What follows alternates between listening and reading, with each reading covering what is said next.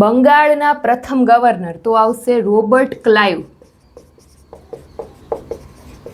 ત્યાર પછી બંગાળના પ્રથમ ગવર્નર જનરલ તો આવશે વોરન હેસ્ટિંગ્સ. ત્યાર પછી ભારતના પ્રથમ ગવર્નર જનરલ તો આવશે લોર્ડ વિલિયમ બેન્ટિક.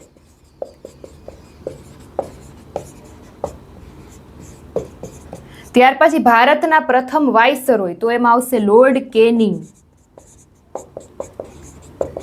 ત્યાર પછી ભારતના અંતિમ વાઇસરોય તો એમાં આવશે લોર્ડ માઉન્ટબેટન. આઝાદ ભારતના પ્રથમ વાઇસરોય તો એમાં પણ શું આવશે? Lord Mountbatten. અને આઝાદ ભારતના અંતિમ વાઇસરોય તો એમાં આવશે ચક્રવર્તી રાજગોપાલચારી.